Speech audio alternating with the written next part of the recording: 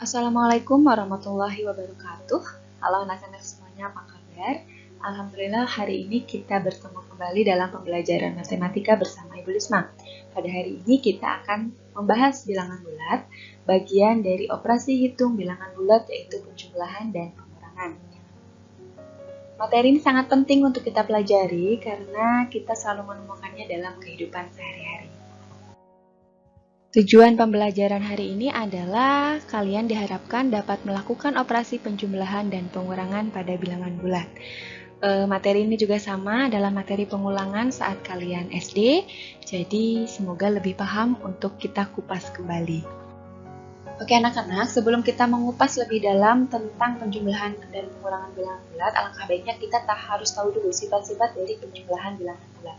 Yang pertama ada tertutup. Maksud dari tertutup itu adalah jika dua bilangan dijumlahkan, misalkan ibu punya A dan B, dia sama-sama bilangan bulat, maka hasilnya akan menjadi bilangan bulat juga.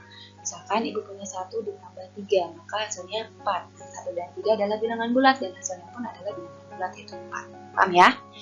Lalu yang kedua ada sifat komutatif. Sifat komutatif itu disebut juga sifat pertukaran. Maksudnya apa? Di sini misalkan ibu punya A dan B, maka nanti hasilnya A tambah B itu maka nanti hasilnya akan sama dengan B ditambah A. Kalau contohnya misalkan 1 ditambah 2 itu akan hasilnya sama dengan 2 ditambah 1. Betul ya? Lalu mempunyai unsur identitas. Unsur identitas dari penjumlahan yaitu 0. Maksudnya apa? Misalkan A ditambah 0 maka menghasilkan A. Jadi kalau bilangan apapun dijumlahkan dengan 0 maka hasilnya adalah bilangan itu sendiri. Contohnya misalkan 3 ditambah 0 maka hasilnya adalah 3. Kalau min 2 ditambah 0 berarti hasilnya adalah min 2. Paham ya? Lalu sifat asosiatif atau disebut juga sifat pengelompokan. Maksudnya gimana? Misalkan ada 3 bilangan di sini A, B, dan C ya. Di sini pertama ibu kelompokkan dulu A tambah B-nya, lalu nanti ibu akan mengelompokkan B dan C-nya. Nah, di sini akan sama hasilnya. Kalau kita masukkan ke dalam bilangan, misalkan 2 tambah 1 ditambah 3. Di sini 2 tambah 1 tambah 3. Yang pertama kita kerjakan dulu ini kan. Berarti 2 tambah 1 itu 3 tambah 3. Nah, kalau yang ini kita kerjakan yang ini dulu. Berarti 2 ditambah 1 tambah 3, 4. Nah, lihat hasilnya. 3 tambah 3, 6. 2 tambah 4 juga 6. Sama hasilnya. Berarti berlaku sifat penjumlahan. Paham ya? Oke anak-anak, ibu akan mengingatkan kembali tentang penjumlahan dan pengurangan dengan garis bilangan. Ini kalau tidak salah kamu sudah belajar waktu SD. Nah, di sini ada 2 contoh soal. Yang pertama, negatif 2 ditambah 7. Ya, konsep menggunakan garis bilangan yaitu kita harus selalu mulai dari 0. Sini ya, negatif 2. Kalau tandanya negatif berarti dia arahnya nanti ke sebelah kiri. Ingat ya, kalau positif nanti arahnya ke sebelah kanan. Oke. Negatif 2 berarti kita simpan tanda panah di sini sampai negatif 2. Sampai sini ya. Ditambah 7. Tadi kalau ditambah 7 berarti kan ini 7-nya positif ya. Berarti arahnya nanti ke sebelah kanan. Sebanyak 7 langkah. Nah, seperti ini. Jadi, kalau ditambah 7 dari negatif 2 itu bukan dari 0 lagi, tapi dari negatif 2. Kita hitung 1, 2, 3, 4, 5, 6, 7. Betul ya? Nah, sekarang bisa kalian lihat hasilnya, dia berhenti di mana? Oh, di 5. Berarti negatif 2 ditambah 7 itu adalah 5 hasilnya. Paham ya? Oke, yang kedua di sini ada 4 dikurangi 7. Nah, ini konsep dari pengurangan. Ingat ya, kalau pengurangan itu kan hasil dari 4 ditambah negatif 7. Nah, dari asalnya dari sini. Nah, berarti kita mulai satu persatu. 4, positif 4. Berarti kalau kita mulai dari 0, arahnya ke sebelah kanan. Siap, mantap. Berarti di sini 4 ya, kita berhenti di 4. Lalu ditambah negatif 7. Nah ini negatif 7 kan arahnya berarti nanti ke sebelah kiri. Tapi kita hitung dari 4, sebanyak 7 langkah. 1, 2, 3, 4, 5, 6, 7. Seperti ini. Nah, lihat sekarang dia berhenti di mana? Di negatif 3. Berarti hasilnya adalah negatif 3. Nah, ini untuk penjumlahan pengurangan menggunakan garis bilangan. Kalau angkanya kecil, enak ya. Nah, sekarang kalau misalnya ada soal yang angkanya besar seperti ini, 32 ditambah negatif 128. Kalian akan repot kalau terus membuat panjang garis bilangan. Betul ya? Nah, apalagi ini? Nah, negatif 678 dikurangi 197. Nah, makanya kalian harus paham dari konsep penjumlahan dan pengurangan tanpa alat bantu garis bilangan. Nanti kita akan bahas. Nah, untuk penjumlahan tanpa alat bantu, kalian sebetulnya harus memahami benar konsepnya. Karena ketika nanti hasilnya salah tanda, maka akan salah. Jadi, 25 akan berbeda dengan negatif 25. Makanya harus benar-benar dipahami ya. Kedua bilangan bertanda sama, ini kaidah yang pertama. Jika kedua bilangan bertanda sama, maksudnya sama-sama positif atau sama-sama negatif. Nah, kalau ini mudah ya, jika tandanya sama, tinggal dijumlahkan kedua bilangan tersebut dan berilah tanda sama dengan kedua bilangan. Maksudnya, hasilnya nanti itu akan sesuai dengan tanda yang tadi, yang sama. Di sini yang A, 25 ditambah 34 ya. Di sini 25 dan 34 sama-sama positif. Berarti sudah jelas nanti hasilnya akan positif. Tinggal kalian jumlahkan saja. Jadinya 59. Hasilnya positif 59. Ingat kalau positif tidak harus ditulis di depan tandanya ya. Lalu yang B. Negatif 20 ditambah dengan negatif 30. Ini negatif 20 dengan negatif 30. Sama-sama negatif. Berarti hasilnya pasti negatif. Lalu tinggal jumlahkan saja. 20 tambah 30, hasilnya adalah 50. Jadi negatif 50. Paham? Oke, kaidah yang kedua. Kedua bilangan berlawanan tanda. Nah, berlawanan tanda itu maksudnya yang satu positif, yang satu lagi negatif. Atau yang satu lagi negatif, yang satu lagi positif. Gitu kan? Nah, untuk yang ini, memang sedikit agak bingung ya kalau misalkan kalian belum terbiasa. Tapi kalau udah paham konsepnya, insya Allah jadi mudah. Di sini yang A. 75 ditambah negatif 90. Nah, kalian harus tahu dulu mana bilangan yang lebih besar, mana bilangan yang lebih kecil. Lihat dari angkanya. Ya. Oke, 75 dengan 90 lebih besar mana? Tanpa dulu memperhatikan tanda ya. Lebih besar 90.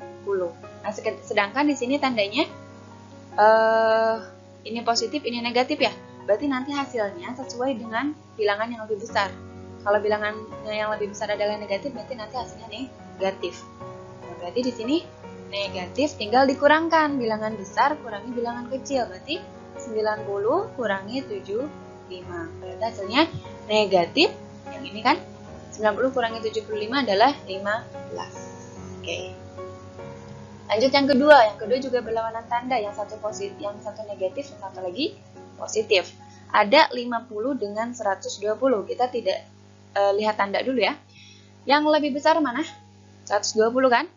Nah, sedangkan tandanya 120 itu positif, 50 negatif. Berarti tadi yang lebih besar kan positif. Berarti nanti hasilnya adalah positif.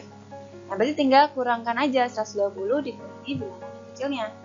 Yaitu 120 dikurangi 50. Tadi tandanya positif karena ngikutin bilangan yang lebih besar. Berarti 120 dikurangi 50 adalah 70. Positif karena sekali lagi tergantung dari bilangan yang lebih besar tandanya apa. Paham ya? Nah, untuk pengurangan bilangan bulat sendiri itu asalnya dari penjumlahan ya. Di sini ada ibu kasih kurung ya. Untuk setiap bilangan bulat A dan B, maka berlaku ini A dikurangi B itu sama dengan A ditambah negatif B. Jadi asalnya dari penjumlahan. Nah, contohnya 7 dikurangi 9, asalnya itu dari 7 ditambah negatif 9. Kalau sudah dibikin penjumlahan seperti ini kan kalian bisa menggunakan konsep yang tadi ya. Nah, ini ada berbeda tanda ya, 7 sama negatif 9. Yang lebih besar angkanya yaitu 9 kan? Dia tandanya negatif, berarti nanti hasilnya negatif. 9 kurangi 7, berarti negatif 2. Lanjut yang kedua, negatif 8 ditambah negatif 6. Berarti asalnya begini kan? Nah, ini berarti sama-sama negatif. Kalau sama-sama negatif berarti hasilnya pasti negatif. Lalu tinggal jumlahkan 8 ditambah 6. Berarti negatif 14. Lanjut yang kedua. Nah, kalau yang kedua, ini kalau misalkan tabrakan seperti ini tandanya. Ibu bilang tabrakan ya, biar kalian mudah memahami. Ini 15 kalau tabrakan minus sama minus atau negatif sama negatif itu berubah jadi positif. Jadi isinya 15 ditambah 5 sama dengan 20. Jadi ingat sekali lagi, negatif ketemu negatif jadi positif. Jadi yang D juga sama dengan yang C ya. Berarti ini tinggal kita tulis aja.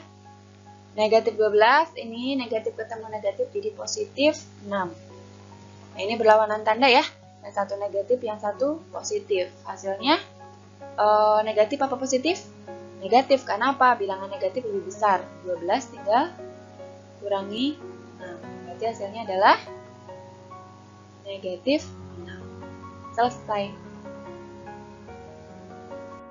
Nah, anak-anak, jika kalian sudah memahami konsep dari penjumlahan dan pengurangan tanpa alat bantu garis bilangan, kita akan coba menyelesaikan masalah yang berkaitan dengan penjumlahan dan pengurangan bilangan bulat. Oke, di sini contoh yang pertama, sebuah kapal selam berada pada kedalaman laut 465 meter. Untuk menghindari gunung di dalam laut, kapal selam itu naik 132 meter. Beberapa saat kemudian, kapal selam itu turun lagi sejauh 117 meter. Pada kedalaman berapa meter kapal selam itu sekarang? Oke, jika kalian menemukan soal cerita, biasakan menulis diketahui dan ditanyakannya. Oke, posisi mula-mulanya tadi 465 meter, naik lagi 132 meter, lalu turun lagi sejauh 117 meter. Oke, kalau ibu gambarkan berarti kan misalkan ini ya. Ini adalah kapal selam. Dia pertama kedalamannya adalah 465 meter. Lalu naik katanya sejauh 132 meter. Lalu turun lagi sejauh 117 meter. Oke, kedalamannya berarti sekarang itu berapa meter? Itu kan? Penyelesaian. Berarti posisi sekarang,